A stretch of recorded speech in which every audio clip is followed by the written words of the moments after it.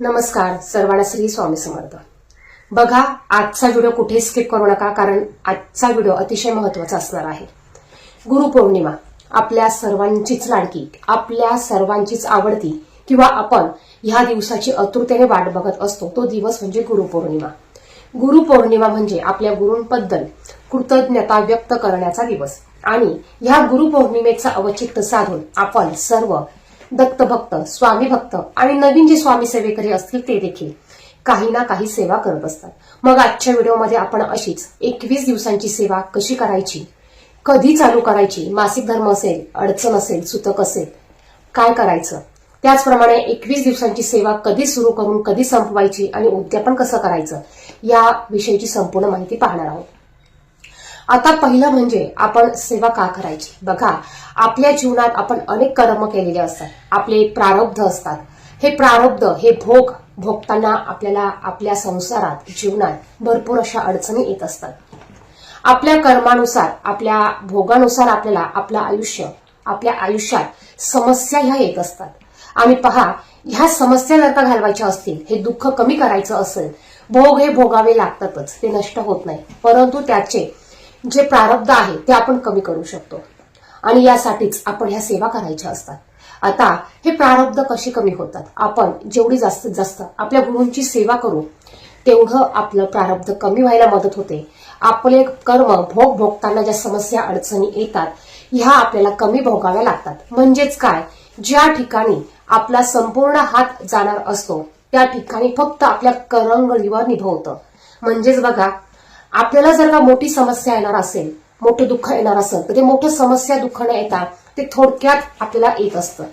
आपल्या जीवनात आपण कष्ट करतो, पैसा कमवतो, कष्ट करून नशिबाला साथ मिळत नसेल तर ह्या नशिबाला साथ मिळण्यासाठी, नशिबाला जोड मिळण्यासाठी आपल्याला ह्या सेवा करायच्या आहेत। गुरूंचं पाठबळ मिळण्यासाठी आपल्याला ह्या सेवा करायच्या आहेत। ज्यावेळेस आपल्या पत्रिकेतील गुरु स्ट्रॉंग असतो, प्रबळ असतो, त्यावेळेस आपल्या जीवनात आपल्याला कुठल्याच प्रकारच्या अडचणी येत नाही।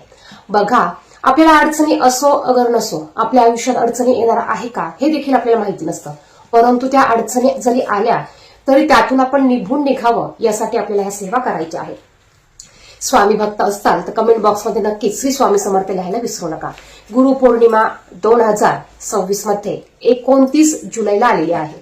आता 29 जुलैपर्यंत आपण भरपूर स्वामी भक्त 21 दिवसांच्या सेवा करत असतो। मग यामध्ये स्वामी चरित्र सारामृत या ग्रंथाचं विशेष करून पारायण केलं जातं। आता हे पारायण 21 दिवसांचं करतो आपण, काही जण 21 दिवसांचं नाही शक्य झालं तर 11 दिवसांचं करतात। मग 21 दिवसांचं पारायण करायचं असेल तर हे पारायण कधी सुरू करायचं, हे पारायण आपण 9 जुलैला सुरू करायचं आहे, आणि 29 जुलैपर्यंत आपल्याला 21 दिवसांचं हे पारायण करायचं आहे। आता ह्या 21 दिवसांमध्ये महिलांना अडचणी येत असतात, मासिक धर्म येत असतो, मग ते 4 दिवस त्यांच्या सेवेमध्ये स्किप होतात। म्हणूनच तुम्ही ह्या सेवा 9 जुलैला न चालू करता तुम्ही ज्या दिवशी हा व्हिडिओ बघत आहात त्या दिवसापासून तुम्ही ह्या सेवेला सुरुवात करू शकता। तुम्हाला जर का माहिती आहे ना की तुम्हाला अडचण येणार आहे, तुमच्याकडनं सेवा मध्ये खंड पडू शकतो, तुम्हाला बाहेर गावी जायचं आहे, तर मग तुम्ही ह्या सेवेला 9 तारखेला सुरुवात न करता तुम्ही 7 तारखेला करा, 6 तारखेला करा, 5 तारखेला करा। तुम्ही तुमच्या इच्छेनुसार या सेवा तुम्ही करायला सुरुवात लवकर करू शकता। असं काहीच बंधन नाही की 9 तारखेला सेवा चालू करायची आणि 29 तारखेला संपवायची। 29 तारखेला जरी तुमच्या सेवा संपल्या नाही, पूर्ण 21 दिवसाच्या सेवा झाल्या नाही, तरी तुम्ही 29 तारखेनंतर देखील तुमच्या 21 दिवसांच्या सेवा ह्या कंटिन्यू करू शकता। आता सेवा काय करायची, आपल्याला स्वामी चरित्र सारामृत या ग्रंथाचं पारायण करायचं आहे। सर्वात आवडतं, स्वामींचं सर्वात आवडतं हा ग्रंथ आहे। हा ग्रंथ जर का तुमच्याकडे नसेल तर तुम्हाला तो तुमच्या जवळच्या स्वामींच्या केंद्रातून घेऊन यायचा आहे। कारण काय असतं ना की जसे जसे आपली सेवेचे दिवस जवळ येतात तसं तसं हा ग्रंथ आपल्याला लवकर उपलब्ध होत नाही। तुम्हाला जर का सेवा सुरू करायची असेल तर तुम्ही आत्ताच तुमच्या जवळ जिथेही स्वामींचं केंद्र असेल तिथून तुम्ही हा ग्रंथ उपलब्ध करून घ्यायचा आहे। या ग्रंथामध्ये 1 ते 21 अध्याय दिलेले आहेत। हे 1 ते 21 अध्याय आपल्याला रोज एका बैठकीत पठण करायचे आहे, वाचन करायचे आहे। 1 ते 21 अध्याय एका बैठकीत वाचन करणे याला एक पारायण असं म्हणतो। असं आपल्याला रोज एक पारायण करायचं आहे आणि 21 दिवसांचं हे पारायण करायचं आहे। आता हे पारायण आपण जर का आपल्या इच्छापूर्तीसाठी करत असाल, आता हे पारायण आपण कशासाठी करू शकतो? बऱ्याच जणांना प्रश्न पडतो. आपण आपल्या आरोग्यासाठी करू शकतो, कुटुंबासाठी करू शकतो, मुलांसाठी करू शकतो, पतीसाठी करू शकतो, स्वतःसाठी करू शकतो, नोकरीसाठी करू शकतो, व्यवसायासाठी करू शकतो. मूलबाळ होत नसेल तर त्यासाठी देखील आपण हे पारायण करू शकतो. म्हणजेच काय, आपल्या जेवढ्या समस्या आहे त्या सर्व समस्यांसाठी आपण हे पारायण करू शकतो. हे पारायण करत असताना आपल्याला पहिल्या दिवशी संकल्प सोडायचा असतो. ज्या दिवसापासून तुम्ही पारायण करायला सुरुवात करणार आहे त्याच दिवशी आपल्याला पहिल्यांदा सुरुवातीला संकल्प सोडायचा आहे आणि मग आपल्याला वाचनाला सुरुवात करायची आहे. तुमची जी इच्छा असेल त्या इच्छेसाठी तुम्ही हा संकल्प सोडू शकता. बघा, जर का एखादा अडलेला असेल, त्याचे काही कामं मार्गी लागत नसेल तर तुम्ही अशांना ही सेवा सांगा, त्यांना देखील ही सेवा करायला सांगा. ती कशी करायची हे त्यांना तुम्ही व्हिडिओद्वारे किंवा तुम्ही तुमच्या तोंडाने तुम्ही त्यांना सांगू शकतात आणि त्यांना देखील तुम्ही हा मार्ग दाखवू शकता. बघा, ज्यावेळेस आपल्या थ्रू किंवा आपल्याकडून एखाद्याची सेवा होत असेल आणि त्याला जर का अडचणीतनं बाहेर पडायचा मार्ग मिळत असेल तर त्याचं पुण्य देखील आपल्याला मिळत असतं. त्यामुळे सेवा आपण देखील करायची आणि सेवेकरी देखील आपल्याला घडवायचं आहे. आता ही सेवा करत असताना परान्न खायचं नाही, अजिबात परान्न खायचं नाही. तुम्ही संकल्प सोडला आहे ना, मग परान्न अजिबात घ्यायचं नाही. कारण जर का आपण परान्न घेतलं, बाहेरचं अन्न घेतलं तर आपल्याला त्याची दोष लागत असतात. म्हणून परान्न कडकडीत वर्ज्य करायचं आहे. दुसरं म्हणजे मांसाहार अजिबात करायचं नाही. आता बऱ्याच जणांच्या घरात 21 दिवस शक्य असेल तर अजिबात नॉनव्हेज तुम्ही करू नका आणि शक्य नसेल तर तुम्ही नॉनव्हेज जे सेवा करणार आहात त्यांनी 21 दिवस अजिबात नॉनव्हेज खायचं नाही. तुम्ही घरात गुरुवार सोडून इतर दिवशी तुम्ही नॉनव्हेज करून देऊ शकतात. परंतु जर का तुमची सेवा राहिलेली असेल, तुम्ही सकाळी नॉनव्हेज करताल, संध्याकाळी सेवा करताल तर तसं चालणार नाही.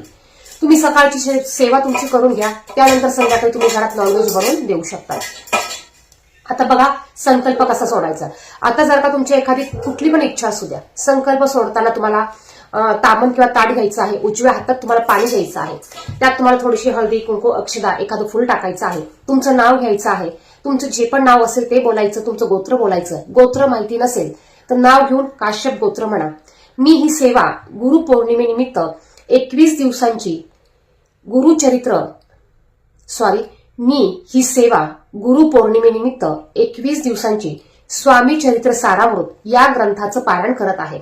या इच्छेसाठी मी हे पारायण करत आहे. माझी ही इच्छा पूर्ण करून घ्या आणि माझ्याकडनं ही सेवा निर्विघ्नपणे पार पाडून घ्या असं तुम्हाला बोलायचं आहे. बघा, फक्त मी ही सेवा किती दिवसांची करते ते सांगायचं, तुमची इच्छा सांगायची आणि तुमच्याकडे पारायण पूर्ण करून घ्या अशी प्रार्थना स्वामींना करायची आहे. दुसरं म्हणजे आता 21 दिवस पूजेची मांडणी करायची का, तर अजिबात पूजेची मांडणी करण्याची गरज नाही. तुमच्या देवघरात स्वामींची मूर्ती, फोटो असेलच, नसेल तर तो तुम्हाला आणून घ्यायचा आहे. बघा, आपण सेवा करतो ना, मग आपल्या घरात छोटा का होईना किंवा मूर्ती छोटी का असाना आपल्या देवघरात असायलाच पाहिजे आहे. तुमच्याकडे नसेल, तुम्हाला सेवा करायची असेल तर तुम्हाला मूर्ती किंवा फोटो देखील आणून घ्यायचा आहे. रोज आपल्याला स्वामींना, मूर्ती असेल तर मूर्तीवर पाण्याने अभिषेक घाला, फोटो असेल तर फोटो स्वच्छ पुसून फोटोला, मूर्तीला तुम्हाला हिना अत्तर लावायचा आहे, अष्टगंध लावायचा आहे, त्यांच्या आवडीची फुलं, फळं तुम्ही त्यांना अर्पण करा. रोज नैवेद्य दाखवा, एका लोट्यामध्ये पाणी भरून ठेवा, नमस्कार करा, मुजरा करा, प्रार्थना करा. आणि आपल्याला ही सेवा करत असताना आपली रोजची जी नित्य सेवा आहे ही सेवा देखील करायची आहे. आता आपल्याला जी सेवा करायची आहे ही सेवा आपल्याला एका बैठकीत बसून करायचा प्रयत्न करायचा आहे. तुमची जर का इच्छापूर्ती हवी असेल, तुमची नडलेली गोष्ट पूर्ण व्हावी जर का असं वाटत असेल तर तुम्हाला ही सेवा एका बैठकीतच करायची आहे. संपूर्ण दिवसभरात तुम्ही ही सेवा सकाळी, दुपारी, संध्याकाळी केव्हाही करू शकता. फक्त तुम्हाला 12 ते 12:30 या वेळेत ही सेवा अजिबात करायची नाहीये. बघा, ही सेवा आपल्याला फक्त दुपारी 12 ते 12:30 या वेळेत करायची नाही.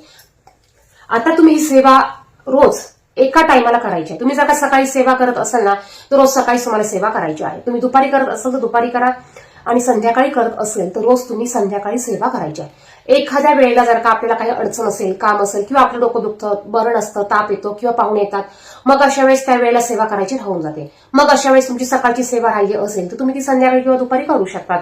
किंवा रात्री तुम्हाला बाहेर जायचं असेल तर तुम्ही रात्रीची, दुपारची सेवा ही सकाळी करू शकतात. परंतु रोज टायमिंग तुम्हाला बदलायचा नाही. बसायला एकच आसन घ्यायचं आहे, ते आसन तुमचंच असलं पाहिजे. रोज तेच आसन घ्यायचं.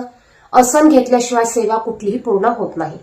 दुसरं म्हणजे वाचायला बसल्यानंतर आपल्याला एका बैठकीत वाचन पूर्ण करायचं आहे. मध्ये अजिबात उठायचं नाही, कोणाशी बोलायचं नाही, फोन उचलायचा नाही, फोन सायलेंटवर ठेवा, बाजूला ठेवा. घरातल्यांना सांगू शकता तुम्ही की मी सेवेला बसत आहे, मला आवाज देऊ नका, उठवू नका. कोणी जरी आलं तरी त्यांना थांबायला तुम्ही सांगू शकता. त्यानंतर आपलं वाचन पूर्ण झाल्यानंतर आपल्याला एक माळ श्री स्वामी समर्थ या मंत्राचा जप करायचा आहे. ज्यांना शक्य असेल त्यांनी 11 माळी श्री स्वामी समर्थ या मंत्राचा जप करा. 11 वेळा तारक मंत्र तुम्हाला म्हणायचा आहे, किंवा तुम्ही 1 वेळा तारक मंत्र म्हटलं तरी चालेल. बघा, शेवटी सेवा होणं महत्वाचं आहे. आता बरेच स्वामी सेवेकरी एवढी सेवा करायची म्हणून सेवाच करत नाही, एका बैठकीत सेवा होत नाही म्हणून सेवाच करत नाही. बघा, आपल्याकडनं आपल्याला होईल तेवढी आपण सेवा करायची आहे. असं म्हटलं तर आपल्याकडनं कुठलीच सेवा होणार नाही. शेवटी सेवा करणं महत्वाचं आहे. मग ती तुम्ही कशी करता, किती करता, यापेक्षा तुम्ही किती मनापासून करतात, किती विश्वासाने करतात, किती स्वच्छ मन ठेवून करतात, हे महत्वाचं आहे. आता ज्यांना लहान मुलं असतील, ज्यांना एका बैठकीत सेवा करणं शक्य नसेल, मग त्यांनी 2 वेळेलाही सेवा करा. जर का तुम्हाला लहान बाळाला घ्यावा लागत असेल तर तुम्ही मध्ये लहान बाळाला घेऊ शकता, उठू शकता. पुन्हा स्वामींना क्षमा प्रार्थना मागा आणि आपल्या सेवेला तुम्ही सुरुवात करा. आता चुकून ह्या 21 दिवसात जर का तुम्हाला कुठे बाहेर जावं लागलं, सेवेला खंड पडला, तर मग काय करायचं?